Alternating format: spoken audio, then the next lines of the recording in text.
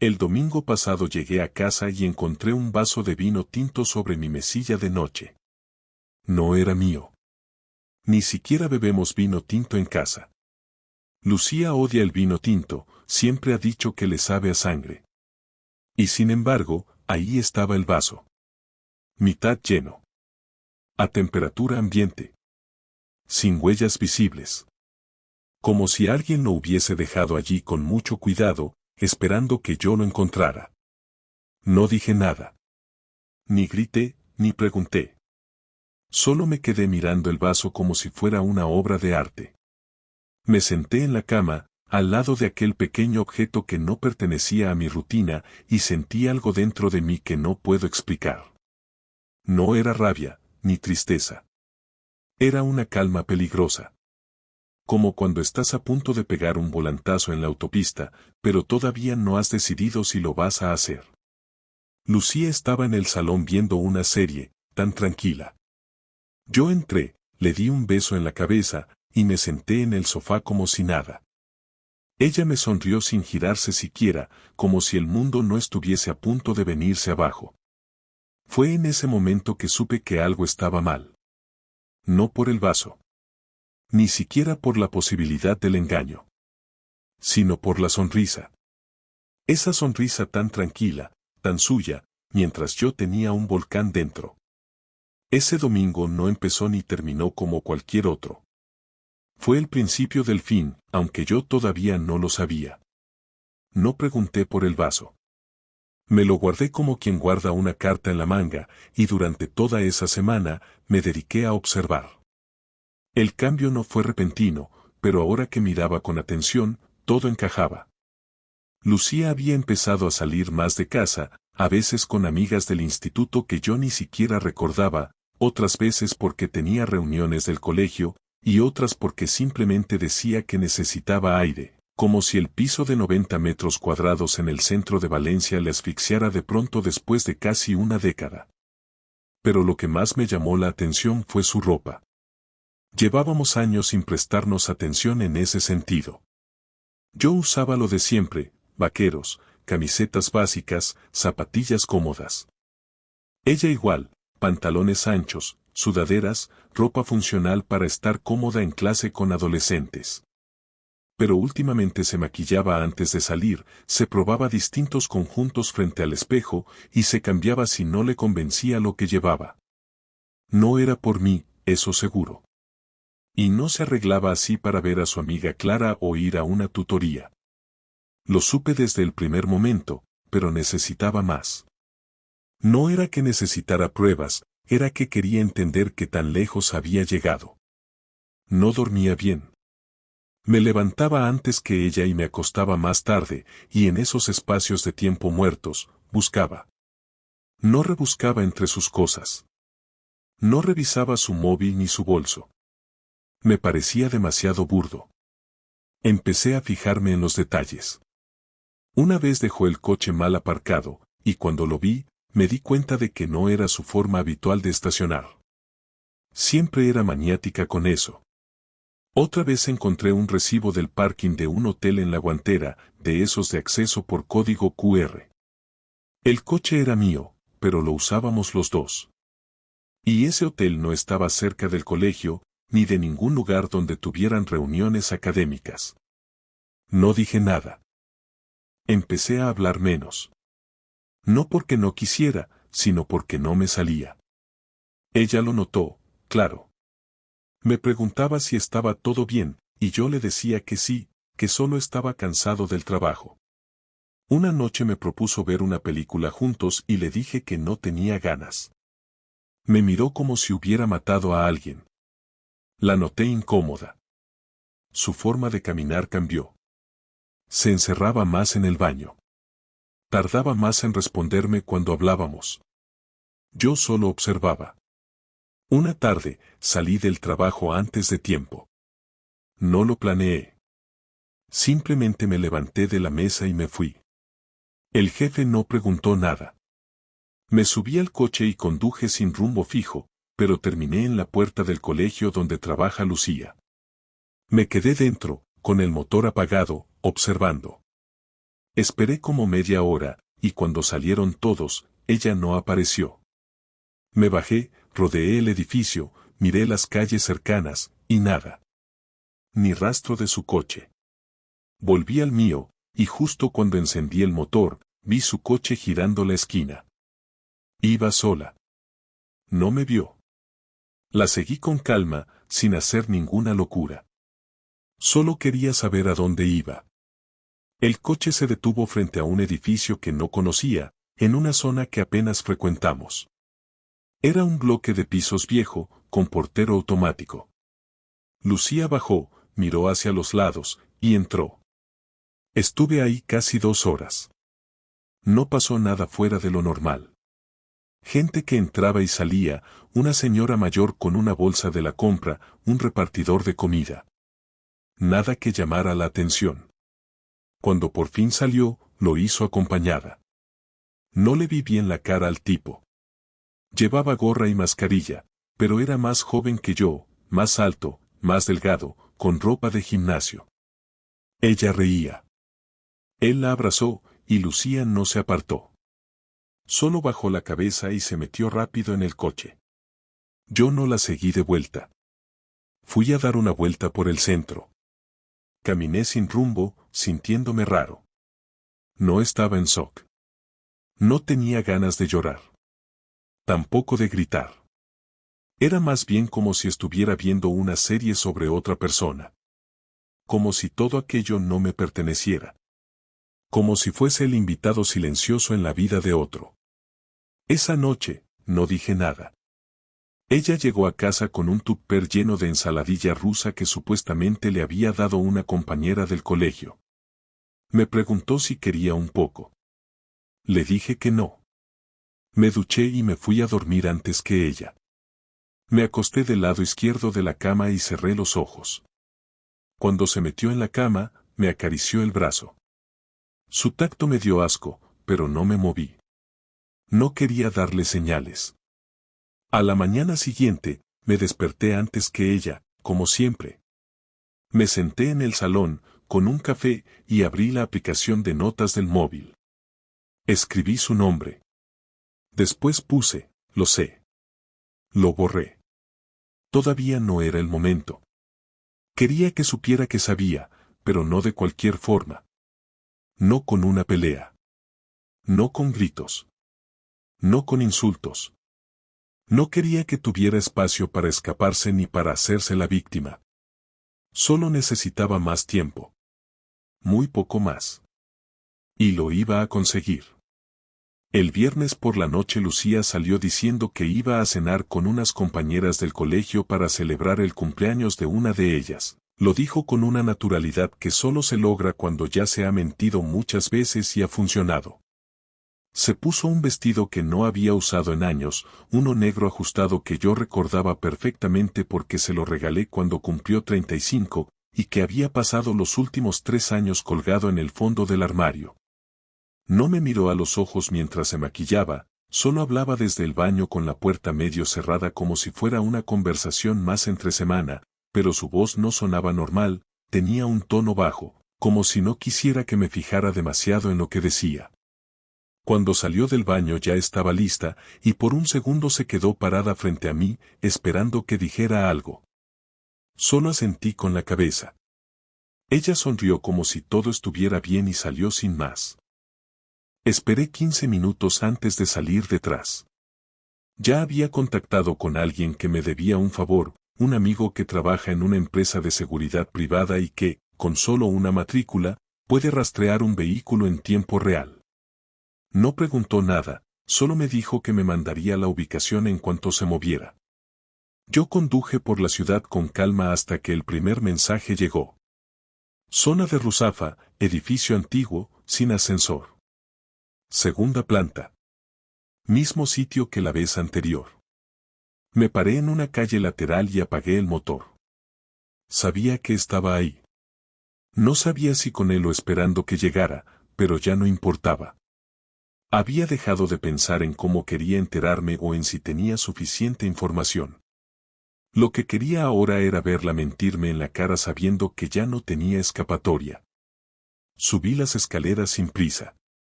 Era un edificio silencioso, con puertas viejas de madera que crujían incluso con el aire.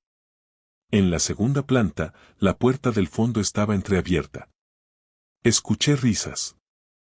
No eran muchas, solo 2 voces. Me acerqué. No me detuve a pensar. Empujé la puerta con la mano y entré sin anunciarme. El tipo que estaba con ella se levantó de inmediato, parecía no tener más de 30 años, el mismo de la vez anterior, la misma cara que apenas distinguí desde el coche, y que ahora tenía delante, con una camiseta de tirantes y el pantalón del chándal bajado a medias. Lucía estaba sentada en el sofá, con las piernas cruzadas y una copa de vino en la mano, el mismo vino tinto que apareció en casa. Cuando me vio, no gritó. No se levantó. Solo bajó la copa y me miró como si supiera que ese momento llegaría tarde o temprano. El tipo se acercó como si fuera a decir algo, pero levanté la mano y le hablé primero. Tú no tienes nada que decirme. Vístete y lárgate. Él dudó un segundo, miró a Lucía, ella no dijo nada, y sin discutir más, entró a la habitación de al lado para vestirse. Cuando se fue, cerró la puerta con cuidado, casi con vergüenza. Yo me quedé de pie frente a ella. No grité. No golpeé nada. No la insulté. Solo la miré. No hubo preguntas porque no quería respuestas. ¿Cuánto tiempo? Pregunté finalmente. Lucía suspiró, como si estuviera cansada de todo esto y solo quisiera dormir. Desde mayo. Asentí. Era octubre. 5 meses. La fecha coincidía con todo lo que yo ya había sospechado. El cambio de ropa, las salidas, el comportamiento frío. Me crucé de brazos, no por defensa, sino porque si no lo hacía, las manos me temblarían. ¿Por qué? Ella tardó en contestar. Se levantó del sofá, se acercó a la cocina, abrió el grifo, se sirvió agua y bebió. No me ofreció.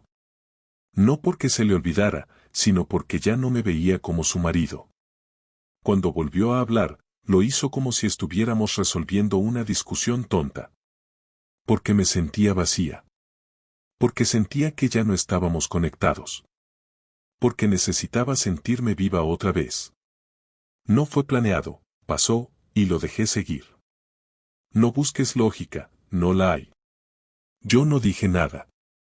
Me acerqué a la mesa del salón, donde había un pequeño portarretratos con una foto nuestra en la playa de Altea, uno de los pocos lugares donde alguna vez fuimos realmente felices. Lo cogí, lo miré un segundo y lo dejé de nuevo en su sitio. No lo rompí. No tenía sentido. No iba a hacer nada de lo que me arrepintiera. Me giré hacia ella otra vez. ¿Vas a seguir viéndolo? Lucía se encogió de hombros. No lo sé. ¿Quieres separarte? No lo sé. Me reí, pero sin humor. Era como hablar con alguien que ya no estaba, una persona que se parecía a mi mujer, que tenía su voz, su cara, sus gestos, pero no era ella. Esa persona murió hace tiempo y yo me aferraba a un fantasma. Me dirigí a la puerta. Antes de salir, me detuve. Yo sí lo sé. Mañana tendrás noticias mías. No me llames. No intentes justificar nada. No estás perdonada, y no me interesa tu redención. Salí sin cerrar la puerta, bajé las escaleras y me metí al coche. Me senté en silencio, sin encender el motor. No sentía nada. Ni rabia, ni tristeza. Era otra cosa. Algo parecido al final de una película que sabías cómo terminaba desde el primer minuto. Volví a casa sin prisa, sin mirar el retrovisor, sin encender la radio, sin pensar en absolutamente nada más allá de lo que venía a continuación. Tenía claro que no iba a gritarle delante de nadie, ni hacer un escándalo público, ni vengarme con una traición paralela, no era ese tipo de venganza lo que buscaba. No me interesaba rebajarme a su nivel ni simular grandeza con dignidad forzada. Yo quería que sintiera algo real. No vergüenza, no culpa. Algo mucho más difícil de digerir, consecuencias. Consecuencias que le dolieran sin tener que levantar la voz. Sabía exactamente cómo hacerlo, llevaba años conociéndola, y la conocía lo suficiente como para saber que lo único que la desestabilizaría sería perder la comodidad que tanto valoraba. Al día siguiente me desperté temprano, como siempre, y mientras ella dormía, empecé a desmontar la casa. No literalmente, pero sí en lo esencial. Tenía una cuenta de ahorros que nunca compartí con ella porque así lo acordamos en su momento, algo mío por si acaso algún día las cosas no iban bien, lo que nunca pensé que significaría esto. Usé ese dinero para pagar 3 meses por adelantado en un piso amueblado cerca del trabajo, un sitio sencillo, suficiente para lo que necesitaba. Después cancelé el seguro del coche, estaba a mi nombre y ella lo usaba a diario.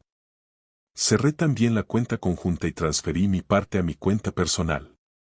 Dejé solo lo justo para que no se bloqueara. La tarjeta adicional que tenía ella, cortada en 2, quedó sobre la mesa del comedor. Durante todo ese día no respondí a sus mensajes. Me escribió 4 veces y me llamó 2, mensajes insulsos como ¿dónde estás? O vas a volver a casa, como si lo de la noche anterior no hubiese pasado, como si aún estuviéramos en un matrimonio donde todo se podía barrer debajo de la alfombra. No respondí. No porque me sintiera superior, sino porque ya no tenía sentido hablar. Todo lo que necesitaba decirle lo iba a dejar por escrito. Esa misma noche imprimí una carta en la que detallaba cada movimiento, que me iba, que no habría segunda oportunidad, que no quería explicaciones, que todo lo que había construido con ella se terminaba ahí. También le dejé una lista clara de cosas, que el piso era mío legalmente, pero se lo dejaba por un mes para que tuviera tiempo de encontrar otro sitio, que el coche quedaba inutilizado, que la cuenta bancaria compartida ya no existía, y que a partir de ese momento no le debía nada, ni palabras, ni presencia. Metí todo en un sobre y lo dejé en la encimera junto a las llaves del piso. Me llevé solo lo necesario, ropa, mi portátil, algunos libros, y documentos importantes. No le dejé ninguna señal de hacia dónde me iba ni con quién estaba. Porque no había nadie más, pero quería que dudara. Porque sé que el silencio le pesa, que su cabeza no soporta no tener control. Y eso era exactamente lo que quería que sintiera, la incertidumbre que ella me impuso durante meses, el vacío de no saber qué pasa ni qué vendrá después. Lo justo. Me fui sin mirar atrás, cerré la puerta sin hacer ruido y no volví más. Durante los siguientes días hice cambios rápidos. Cambié mi número de teléfono. Avise a nuestros amigos comunes de que Lucía y yo habíamos terminado, sin entrar en detalles, solo diciendo que era definitivo. Al segundo día algunos ya me habían escrito preguntando qué había pasado, incluso uno me dijo que Lucía lo llamó para saber si sabía dónde estaba. Me limité a decir que estaba bien, que no necesitaba que intervinieran. La mayoría entendió. Uno de ellos, Pablo, fue más directo y me dijo que sospechaba algo desde hace tiempo, que había notado a Lucía diferente. No me sorprendió. Ella siempre fue buena ocultando cosas, pero nunca lo suficiente como para engañar del todo a quienes la conocían bien. A la semana me escribió desde otro número. Era un mensaje largo, donde decía que no entendía cómo podía ser tan cruel, que ella había cometido un error pero que mi forma de actuar era desproporcionada, que yo no era así, que echaba de menos nuestras rutinas, y que si me quedaba callado, ella también iba a seguir con su vida. Lo leí en silencio, varias veces. No contesté. Porque no hacía falta. Porque ya estaba todo dicho. Porque su error no fue solo acostarse con otro, fue dar por hecho que yo iba a seguir ahí después. Y eso, más que el sexo, fue lo que me rompió. Pasaron los días y no volvió a insistir. Me dijeron que empezó a decir que la relación ya no funcionaba desde hacía tiempo, que yo era distante, que estaba siempre encerrado en mí mismo, las excusas clásicas que uno inventa para no enfrentar lo que hizo. Me dio igual. No tenía que limpiar mi imagen ante nadie. Yo sabía la verdad. Yo estuve ahí cada día, trabajando, escuchando, aguantando. Ella fue quien decidió cruzar esa línea. Y yo, simplemente, decidí no esperarla del otro lado. Nunca había sentido tanta paz. No alegría, no satisfacción. Paz. Como si por fin hubiera cerrado una puerta que llevaba mucho tiempo chirriando sin que me diera cuenta. Y aunque me dolía, no lo negaré, ya no era un dolor paralizante. Era un dolor útil. Uno que me empujaba a moverme, a reconstruir. Mi venganza no fue escandalosa ni violenta. Fue desaparecer, sin dramatismo, pero con precisión. Y eso le dolió más que cualquier grito. 3 semanas después de haberme ido, cuando ya me había acostumbrado a no escuchar su voz ni ver su cara al despertar, me llamó desde un número desconocido. No contesté la primera vez. Volvió a intentarlo media hora después. Entonces respondí. No porque quisiera hablar con ella, sino porque sentí que no había nada más que perder, y tal vez escucharla ahora, cuando ya no podía hacer daño, me serviría para cerrar del todo. No dije nada al contestar, solo esperé a que hablara. Su voz sonaba diferente, más lenta, más apagada, como si llevara varios días sin dormir bien, como si de verdad le pesara lo que había pasado, aunque ya no sabía cuánto de eso era real y cuánto era actuación. Me preguntó si podíamos vernos, que necesitaba hablar en persona, que todo lo que tenía que decirme no podía explicarse por teléfono.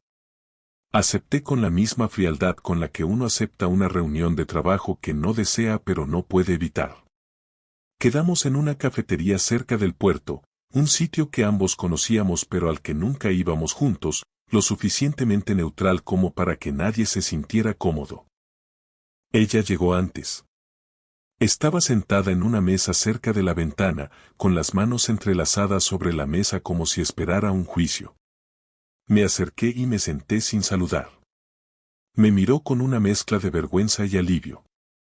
El camarero se acercó, pedimos café y después el silencio se volvió denso, pero no incómodo. Simplemente era necesario. Esperé a que hablara primero. No tenía nada que preguntarle. Me dijo que no había dormido bien desde que me fui, que no sabía cómo había sido capaz de llevar nuestra vida a ese punto, que no lo había planeado, que todo empezó con una conversación inocente, que necesitaba sentirse escuchada y que ese tipo supo entrar por donde yo, según ella, ya no entraba. Me miró buscando alguna reacción, pero no se la di. No parpadeé ni hice gesto alguno. No porque quisiera parecer fuerte, sino porque no me salía reaccionar. Dijo que se sentía estúpida, que creyó que lo que buscaba era libertad, pero que en realidad lo que encontró fue vacío, y que todo lo que había hecho se le había ido de las manos. Me dijo que no lo veía más, que todo se terminó cuando entendió que yo ya no estaba ahí para sostener lo que ella misma había roto. Yo seguía en silencio. No porque quisiera castigarla, sino porque necesitaba medir cada palabra que iba a salir de mi boca. Tomé un sorbo de café y la miré por fin, directo a los ojos. No me temblaba la voz, no sentía nudos, solo una claridad total. No quiero que me expliques nada. No estoy aquí para perdonarte ni para entenderte. Estoy aquí para terminar esto como dos adultos que ya no tienen nada que ver el uno con el otro. No quiero reconciliaciones, no quiero segundas oportunidades, no quiero ser tu amigo, no quiero ser alguien que te escucha llorar porque te equivocaste. Solo quiero que entiendas que lo que hiciste no fue un error, fue una decisión. Una cadena de decisiones. Una detrás de otra, y cada una de ellas te alejó de mí. Lucía tragó saliva, pero no intentó interrumpirme. Yo seguí. Y lo peor no fue que te acostaras con otro. Lo peor fue que mentiste, que te sentaste a cenar conmigo como si nada, que me besaste sabiendo que esa misma tarde estabas con él, que te fuiste a dormir a mi lado sin el más mínimo respeto. Lo peor no fue el sexo, fue la normalidad con la que viviste el engaño. Eso es lo que no se puede reparar. Ella bajó la mirada. No lloró, pero se le quebró la voz al hablar. Nunca pensé que te perdería para siempre. Creí que de alguna forma podríamos arreglarlo. Eso es porque nunca pensaste que yo me iría de verdad. Siempre creíste que no importaba lo que hicieras, yo seguiría ahí. Pero no. Me fui. Me voy. Y no voy a volver. Lucía sintió lentamente, como si cada palabra fuera una piedra encima de su cuerpo. Entonces me preguntó si pensaba divorciarme. Le respondí que sí, que ya había contactado con un abogado y que recibiría los papeles en unos días. Le dije que no iba a pedirle nada, ni dinero ni propiedades, que podía quedarse con todo lo que quisiera. Que lo único que quería era que firmara sin poner problemas y que no volviera a buscarme. Me preguntó si había alguien más, si estaba con otra persona. Le dije que no, pero que eso no le importaba. Me preguntó si algún día podríamos hablar otra vez, aunque fuera para tomar un café y saber cómo estábamos. Le dije que no quería saber nada de su vida, ni hoy ni dentro de 10 años, que para mí todo esto ya estaba muerto. Se quedó en silencio. El camarero trajo la cuenta y la dejé sobre la mesa sin mirarla. Me levanté. Lucía también se levantó, como si quisiera decir algo más, pero no lo hizo. Nos quedamos ahí, uno frente al otro, en completo silencio. Luego me giré y me fui sin mirar atrás. Esa fue la última vez que la vi. Han pasado 5 meses desde esa conversación y todavía hay días en los que me levanto esperando encontrar su ropa en la silla o sus llaves sobre la encimera, pero es una reacción automática, como un reflejo que tarda en irse aunque ya no tenga sentido. Vivir solo no es algo nuevo para mí, ya lo hice antes de casarme, pero ahora es diferente, porque esta vez no es por elección ni por circunstancia, sino porque no había otra salida. Me acostumbré rápido a la rutina sin ella, a preparar mi desayuno sin ruido de fondo, a comer sin hablar, a llegar a casa y no tener que fingir que todo va bien. Ya no hay conversaciones incómodas, ni silencios forzados, ni la necesidad de analizar cada gesto como si fuera una pista. Todo está claro. Todo está en su sitio. Me dedico a trabajar, a entrenar, a ver a los pocos amigos que tengo cerca y con los que me mantengo en contacto. No siento la necesidad de explicar lo que pasó, ni de buscar compasión. Cuando me preguntan, simplemente digo que se acabó y que no hubo manera de arreglarlo. Los que quieren entender, entienden, y los que no, me da igual. He aprendido a hacer cosas solo que antes me resultaban impensables. Comer en un restaurante sin compañía, ir al cine sin hablar con nadie antes de entrar, pasar el domingo entero en casa sin necesidad de llenar el tiempo con planes. No es que ahora ame la soledad, pero la acepto. Me sirve. Me hace bien. Empecé a escribir una especie de diario sin fechas, solo ideas sueltas, cosas que pienso cuando camino por la ciudad o cuando me siento en un banco en el parque y veo pasar a la gente. No lo hago por necesidad terapéutica, lo hago porque a veces necesito poner las cosas en orden, verlas fuera de mi cabeza. Ahí escribí una frase que me repito a menudo: no necesito entender por qué pasó, solo aceptar que pasó. Y con eso me basta. En cuanto al divorcio, fue rápido. Más de lo que pensé. No puso obstáculos, no hizo preguntas, no intentó negociar nada. Firmó los papeles y desapareció. Su abogado y el mío se comunicaron sin complicaciones, y en menos de 2 meses todo estaba finalizado. Me quedé con el piso y con el coche. Ella se quedó con sus cosas y se mudó, no sé a dónde. No me importa. Me enviaron una copia del acuerdo sellado por correo. La guardé en una carpeta junto con algunos documentos personales y ahí está, como una prueba más de que eso ya es parte del pasado. A veces pienso en los momentos buenos que tuvimos, no porque quiera volver a ellos, sino porque sería una mentira decir que todo fue una farsa. Hubo risas, viajes, cenas tranquilas, noches donde creíamos que estábamos construyendo algo sólido. Pero todo eso no sirve de nada cuando una persona elige traicionar. Esos recuerdos no se borran, pero se vuelven irrelevantes. No me arrepiento de haberme casado con ella, porque en su momento creí que era la decisión correcta. Lo que sí me hubiera gustado es haber visto las señales antes, no haberme quedado tanto tiempo justificando lo injustificable. Pero supongo que todos aprendemos tarde o temprano. Mi forma de ver las relaciones ha cambiado, no porque haya perdido la fe en las personas, sino porque ya no me interesa invertir tiempo en algo que no se construya desde la verdad. No tengo interés en empezar de nuevo con nadie por ahora. No estoy cerrado a la idea, pero tampoco la busco. Estoy bien solo, no me falta nada, no me siento incompleto. He aprendido a vivir sin depender emocionalmente de nadie, y eso es algo que no pienso negociar nunca más. De Lucía no supe nada más. No volvió a escribirme, ni a llamarme, ni a buscarme por ninguna vía. Algunos amigos me dijeron que se la cruzaron por la calle, que parecía más delgada, más seria, que no saludó. Otros me preguntaron si estaba con el mismo tipo. Les dije que no sabía, ni quería saber. Lo único que quise fue cerrar esa etapa sin necesidad de entender cada detalle.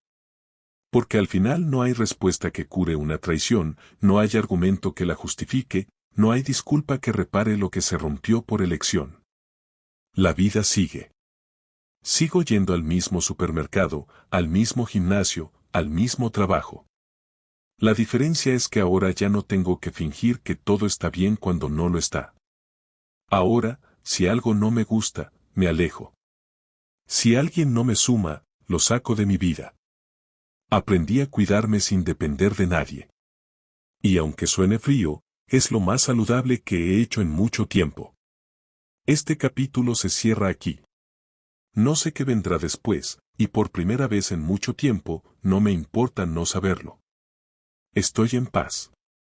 No feliz, no entusiasmado, no optimista. Simplemente en paz.